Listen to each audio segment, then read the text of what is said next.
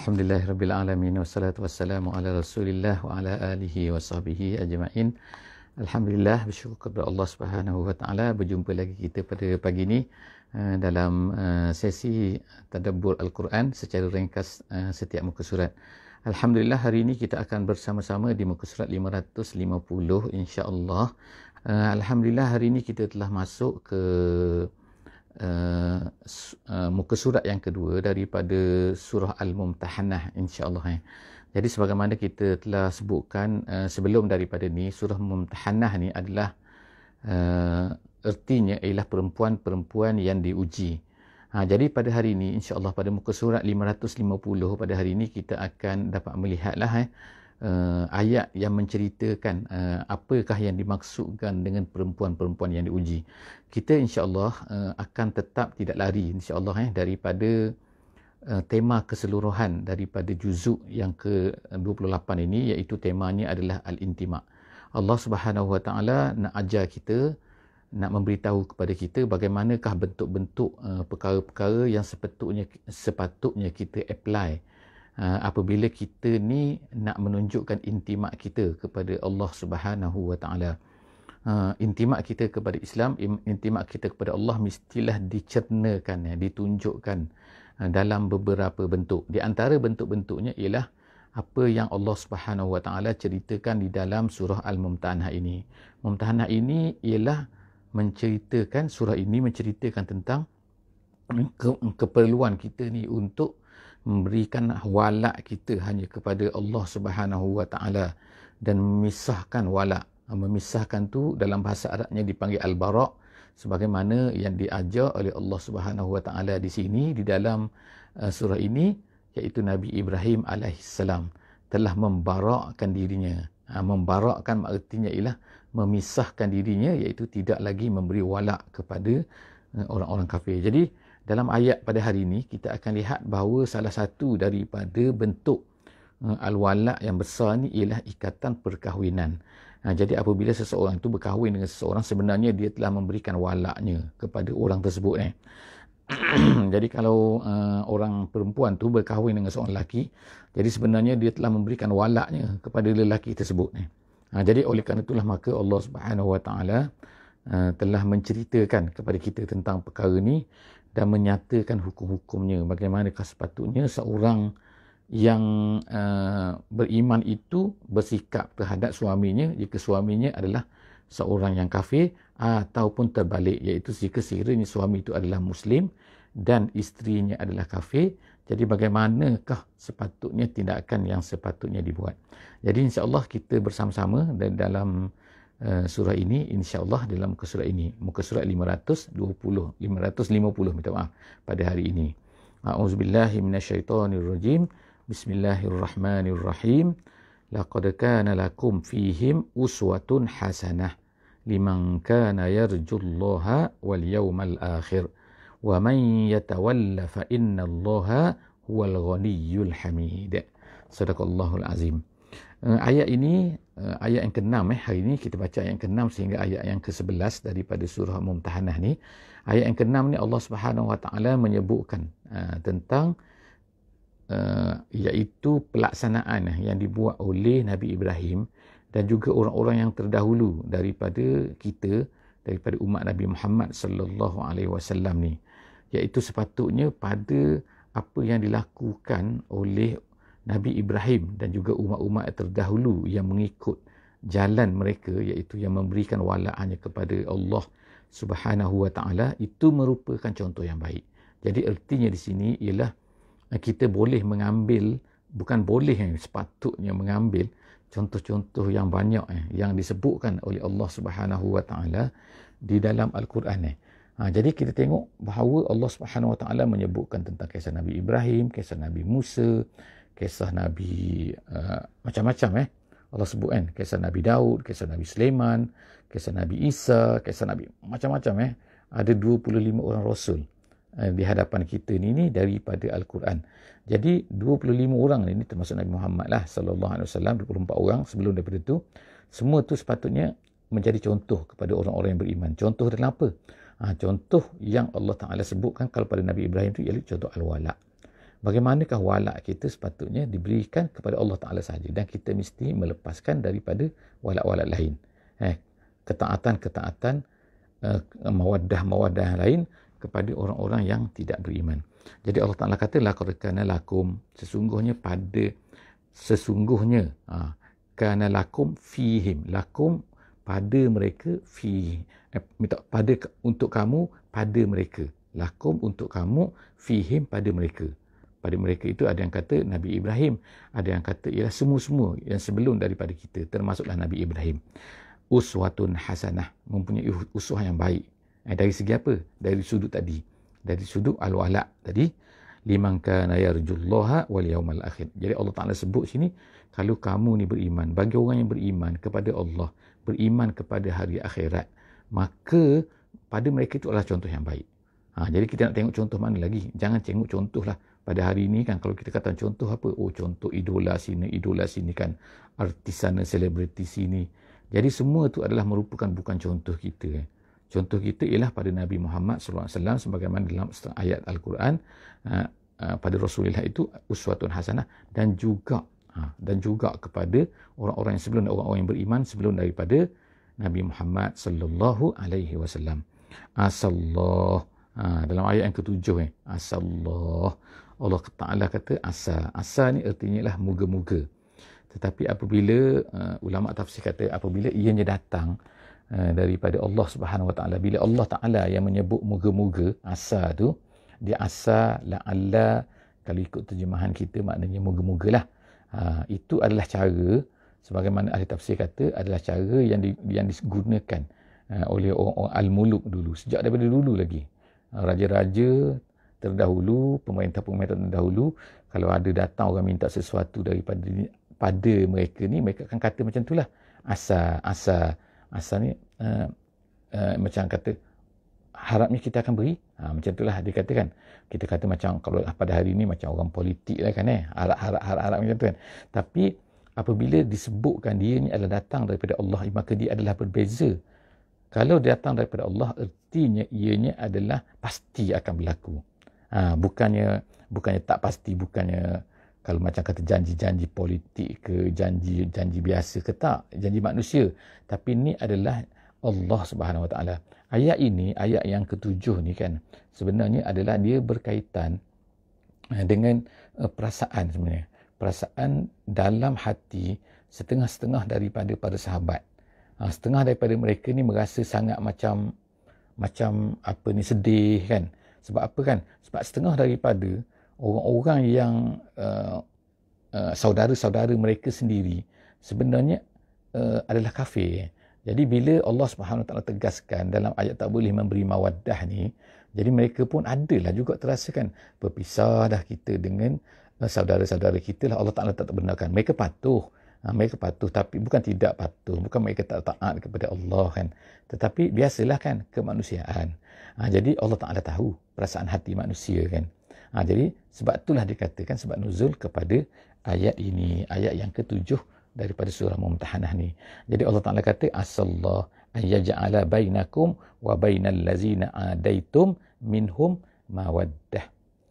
Moga-moga Allah Ta'ala akan jadikanlah nanti hubungan kamu dengan orang-orang yang dimusuhi itu, yang sepatutnya kamu musuhi. Sebab arahan Allah Ta'ala macam tu kan, maka kena musuhilah. Kena musuhi, bukan musuh tu maknanya mencela, tidak, tetapi maknanya musuh itu perasaan tidak boleh lagi kasih sayang kepada orang-orang yang dah kafir, walaupun mereka ni saudara kamu sendiri, walaupun kaum kerabat kamu sendiri. Jadi perasaan tu, jadi Allah Ta'ala tahu. Jadi Allah Ta'ala tu, Allah pun sebutlah kan, moga-moga Allah Ta'ala nanti akan jadikan mereka ni, kamu ni akan ada mawaddah dengan mereka. Bagaimana pula nak jadi mawaddah sedangkan mereka kafir? Tak, iaitu Allah Ta'ala tukarkan mereka ni menjadi orang yang beriman.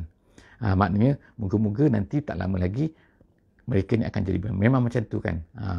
Ramai di kalangan kita kata para sahabat lah yang memang macam tu, iaitu apa, contohnya ialah isteri Abu Bakar kan, isteri Abu Bakar As-Siddiq kan, iaitu siapa, emak kepada Asma, emak kepada Aisyah. Nama dia Qatilah, nama dia ni memang kafir kan pada awalnya, tapi akhirnya dia masuk Islam lah kan.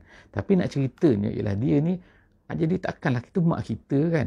Aisyah rasa itu mak kita, Asma kata itu mak kita kan. Jadi sekarang dah tak boleh dah. Allah Ta'ala putuskan. Itu arahan Allah, mesti dipatuhi. Tak boleh ada perasaan-perasaan lagi. Tapi of course oleh kerana dia manusia, jadi Allah Ta'ala pun sebutlah ni untuk menyenangkan hati, untuk menjadi hiburan kepada orang beriman. Allah Ta'ala kata dia akan menjadikan, moga-moga Allah Ta'ala akan jadikan mereka ni akan jadi beriman selepas daripada ni masuk Islam, dan kemudian kamu tak ada masalah lah, kamu boleh bermawaddah lah dengan mereka.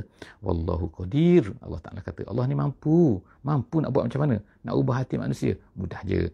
Kemudian wallahu ghafurur rahim, dan Allah Ta'ala tu maha ghafur.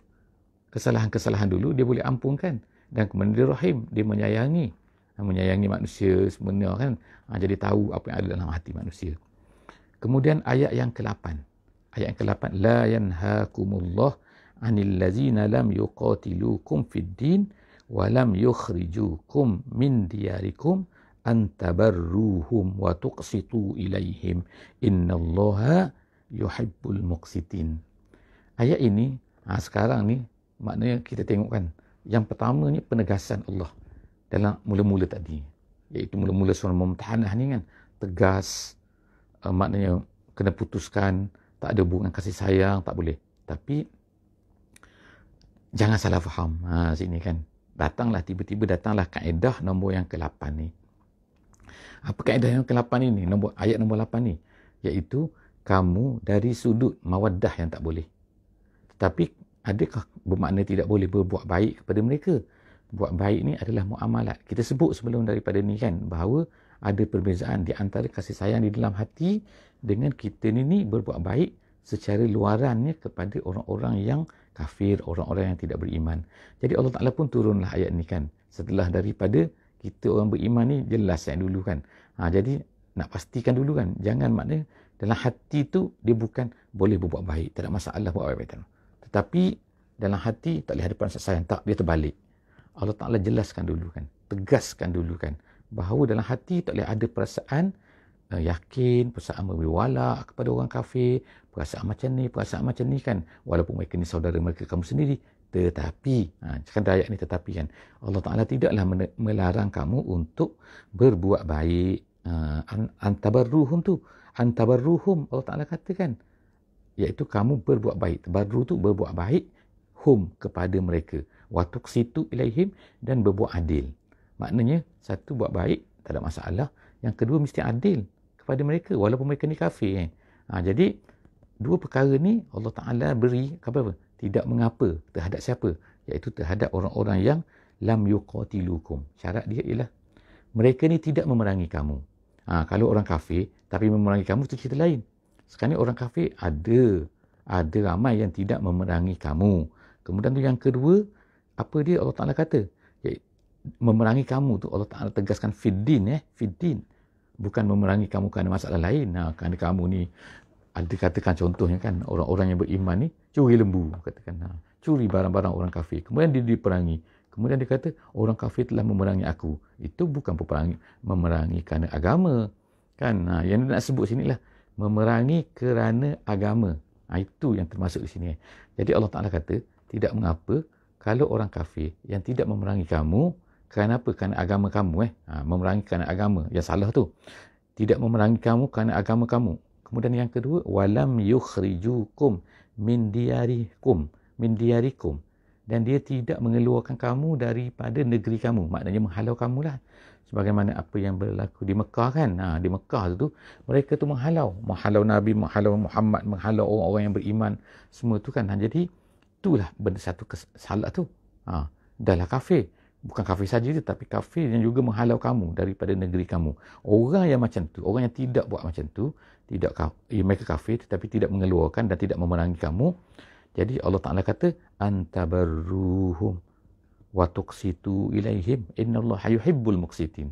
Allah suka kepada orang yang adil. Jadi maknanya dalam hukuman, memutuskan hukuman, walaupun mereka ni kafir tu dia punya pegangan dia. Tapi dia tidak memerangi kita, maka kita mesti berbuat baik kepada mereka. Kita mestilah memberi keadilan kepada mereka. Ayat yang ke-9. Jadi ayat itu tadi, yang kita baca tadi kan, itu ialah, kemudian Allah Ta'ala sebut lagi, innama yanhaakum. Jadi ayat tadi tu, ayat yang ke-8 yang kita sebut tadi tu adalah itu yang saya kata tu berkaitan dengan mak kepada Asma tu. Mak kepada Asma ni dia telah datang dan memberi hadiah kepada Asma. Ni sebelum Islam dia, nama dia Qatilah tadi kan. Jadi Qatilah binti Abdul Uzza nama dia. Dia telah bawa hadiah kepada Asma. Jadi Asma ni takut nak terima hadiah daripada ni. Dia bagus kan para sahabat ni kan. Maknanya mereka apa-apa mereka sangat-sangat sensitif kan. Sebab Allah Ta'ala kata dah kan, jangan beri mawaddah kepada orang kafir walaupun saudara kamu sendiri. Ini mak kamu sendiri kan. Mak datang kepada Asma. Asma, sorry, tak dapat terima. Tunggu dulu. Jadi dia telah beritahu kepada Aisyah, tolong tanya baginda Nabi sallallahu alaihi wasallam. Jadi akhirnya turunlah ayat ini. Jadi tu ayat ini menandakan apa? Tak mengapa. Sebab apa? Qatilah tu mak kepada Asma tu, mak kepada Aisyah tu adalah merupakan orang yang tidak memerangi. Bukan dia tu adalah orang-orang yang dia tu mengeluarkan kamu daripada negeri Mekah tu. Jadi kemudian Allah Ta'ala tegaskan selepas daripada itu lagi. Ini ayat yang ke-9 insya-Allah kita ni. Ayat ke-9. Ada satu lagi sebenarnya, ada berapa lagi lah yang menyertakan sebab-sebab nuzul yang ke-8 ni. Antaranya dikatakan bahawa ada beberapa kabilah telah datang berjumpa dengan Nabi sallallahu alaihi wasallam. Jadi boleh tak buat baik, mereka ni kabilah yang kafir tapi nak datang buat baik. Jadi akhirnya turunlah ayat ini menceritakan bahawa tak mengapa untuk berbuat baik kepada orang-orang kafir ni. Dan ada yang kata juga sebab nuzul kepada ayat yang ke-8 ni adalah kerana ada orang-orang yang beriman tapi mereka ni tak nak berhijrah. Mereka tinggal di Mekah tu. Tapi beriman. Jadi boleh tak? Jadi boleh tak untuk berbuat baik? Jadi jawapan dia ialah boleh. Okey, jadi yang ke-9 yang ke-9. Innama yanhaakum. Jadi Allah Taala sebutlah sini. Apakah yang tak boleh buat baik ni? Yang kita tak boleh buat baik kepada mereka. Jadi Allah Taala kata, sesungguhnya Allah Taala melarang kamu ni anil ladzina qataluukum fid din. Nombor satunya yang kita disuruh tak boleh buat baik kepada mereka ni. Yang pertama ialah orang-orang yang memerangi kita. Memerangi orang yang beriman kan agama mereka. Dan kemudian yang kedua, wa akhrajukum, mengeluarkan, makna menghalau kamu daripada negeri kamu, min diyarikum. Kemudian wazaharu ala ikhrajikum. Kemudian tu juga golongan sifat yang ketiga ya, kemungkinan juga mereka ni kafir. Mereka tidak memerangi, mereka tidak menghalau, tapi mereka membantu. Membantu untuk menghalau pun tak boleh juga Allah Taala katakan. Iaitu wazaharu. Zaharu tu maknanya ialah orang-orang yang membantu. Membantu siapa? Membantu orang-orang kafir yang nak mengeluarkan kamu, nak menghalau kamu.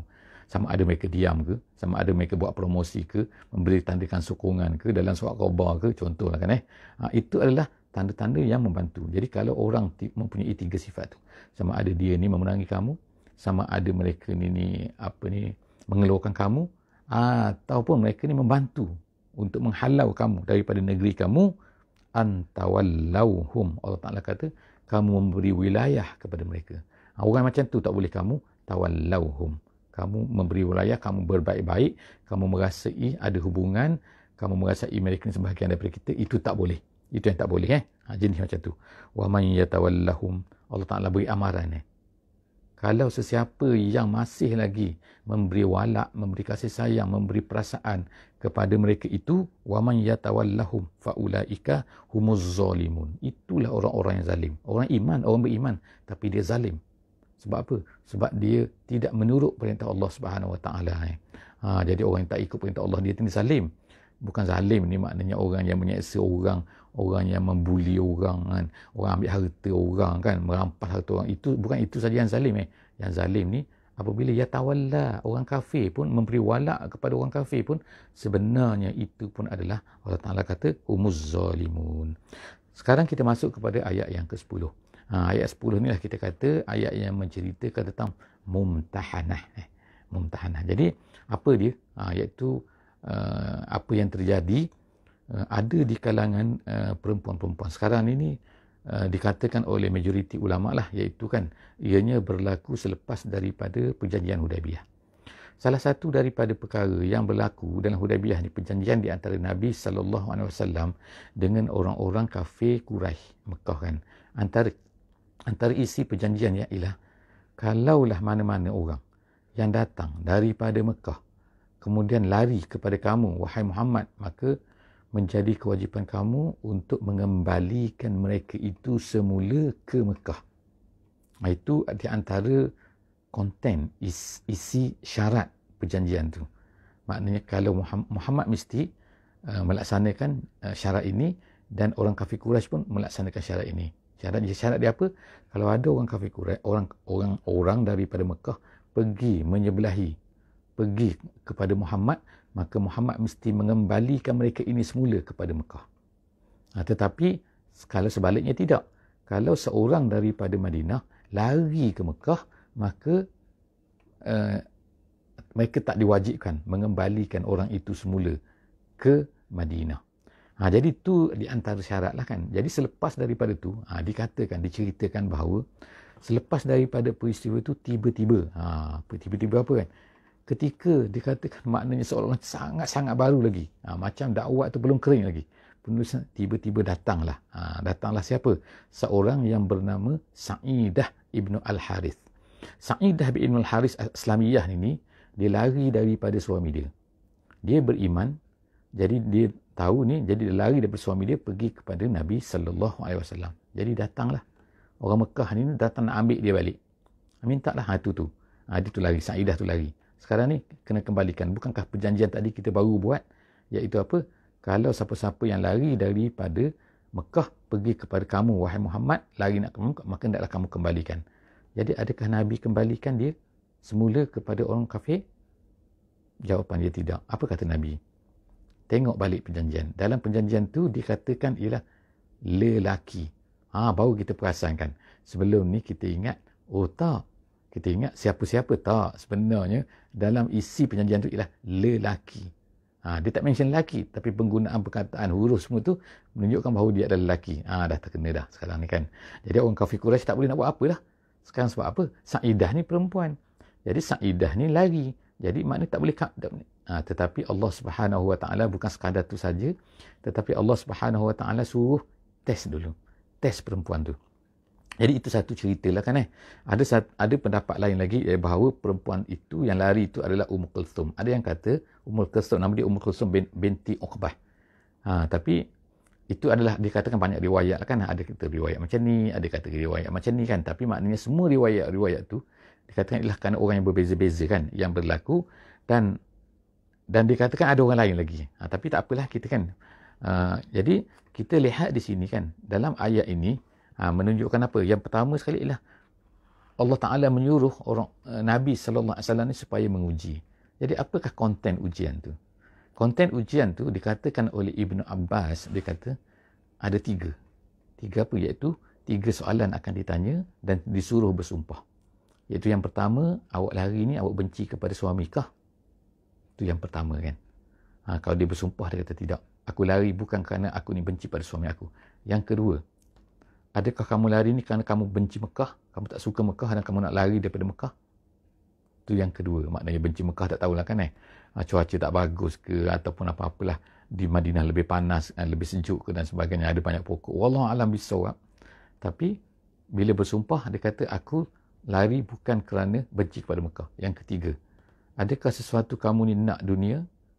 Kerana apa-apalah kan, nak harta, nak apa, ada janji-janji ke, orang nak kahwin dengan kamu ke, apa-apa dunia lah kan. Jadi perempuan tu kena bersumpah tidak.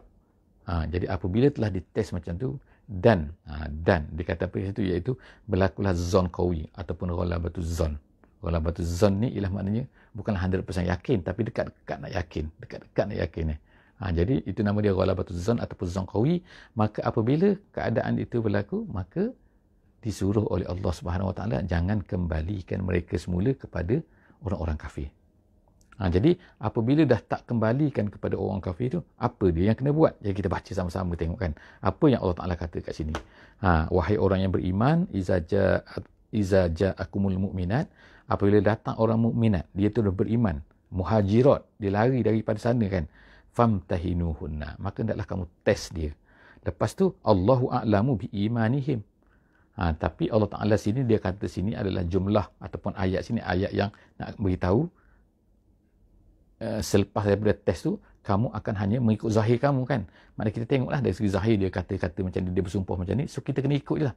Tapi hakikatnya Iman dia tu Allah Ta'ala lebih tahu. Tapi itu terserah kepada Allah Subhanahu Wa Ta'ala. Fa in alimtumuhunna mu'minat. Bila dah jelas dah, kamu tahu dah dia dah bersumpah semua. Selepas daripada test tu, kamu tahu dia ni beriman, fala tarji'uhunna ilal kuffar. Jangan kamu kembalikan dia. Maknanya di sini dalam ayat ni menunjukkan apa? Ulama kata dari segi hukumnya ialah terbatallah sejak daripada ini, ayat ni terbatallah perkahwinan di antara seorang yang beriman dengan seorang yang kafir. Seorang beriman dengan seorang kafir. Artinya sini bukan zimmi lah ni. Kalau perempuan tu beriman, mukminat, maka dia tidak boleh kahwin dengan orang-orang musyrik. Terbatal perkahwinan di sini. Dalam ayat ni. Dan begitu jugalah terbalik. Selepas daripada ni kita akan tengok. Jadi Allah Ta'ala kata, lahunna hillul lahum. Tidak adalah lahunna hillul lahum. Mereka ni tak halal lagi kepada orang kafir itu. Kemudian walahum yahilluna lahunna. Dan mereka, orang-orang musyrik juga tidak halal untuk kahwin dengan orang-orang perempuan ni.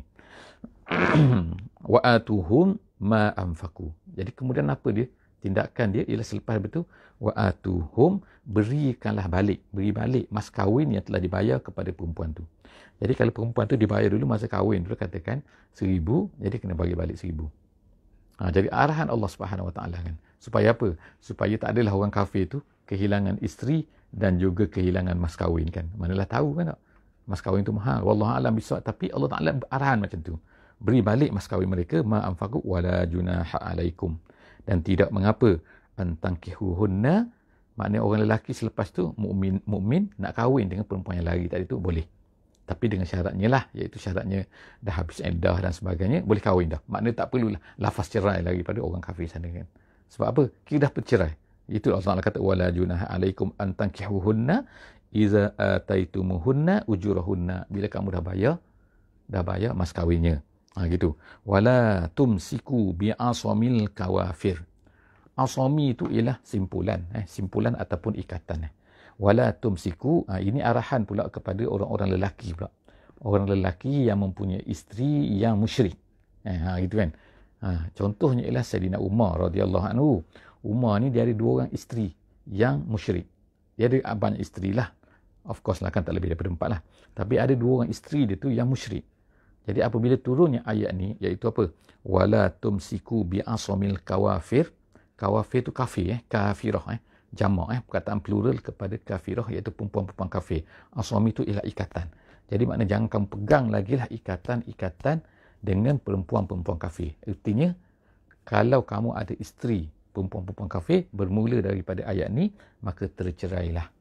Jadi Umar pun menceraikanlah isteri dia, 2 isteri dia, dan begitu juga sahabat lain seperti Talhah juga menceraikan isterinya yang kafir. Wala tumsiku bi'asamil kawafir was'alu ma anfaqtum. Dan kamu boleh minta balik apa yang kamu bayar mas kahwinnya. Kalau dapat lah kalau tak dapat nak macam mana kan. Wal yas'alu ma anfaqu, dan mintalah apa yang mereka berikan mas kahwin mereka. Wal zalikum hukmullah. Semua itu adalah hukum Allah Subhanahu Wa Taala. Mana ketetapan Allah Subhanahu Wa Taala, yahkumu bainakum wallahu alimun hakim.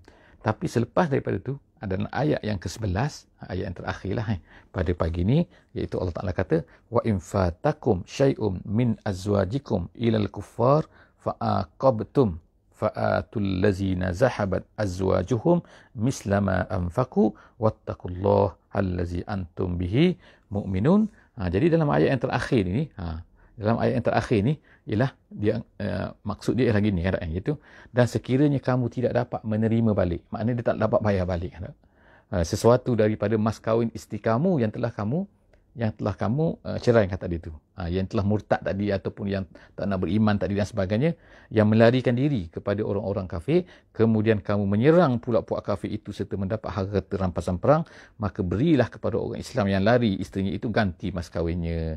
Jadi artinya di sini adalah cerita ni kan.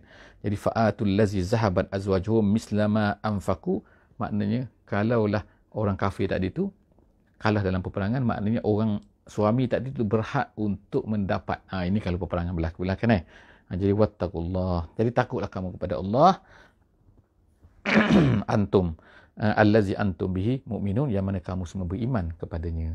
Jadi setakat itulah saja untuk sesi kita di muka surat 550 ini. InsyaAllah akan datang kita bersambung lagi di muka surat 551. insya-Allah. Aku lu qauli hadza wa astaghfirullahalazim li wa lakum. Insya-Allah jangan lupa untuk berkongsi dengan kawan-kawan semua, insya-Allah, dalam letakkan link kita ni, insya-Allah, di dalam, seperti biasa, di dalam semua Facebook antum, you all, sahabat-sahabat semua punya IG, sahabat-sahabat punya WhatsApp group dan sebagainya, letakkan link kita ni, insya-Allah. Moga-moga Allah Taala akan beri pahala kepada kita dengan usaha kita yang sedikit itu. Wallahu a'lam bissawab. Wassalamualaikum warahmatullahi wabarakatuh. Bismillahirrahmanirrahim. Wal 'asri innal insana lafi khusr illa allazina amanu wa 'amilus solihat wa tawasaw bil haqqi wa tawasaw bis sabr.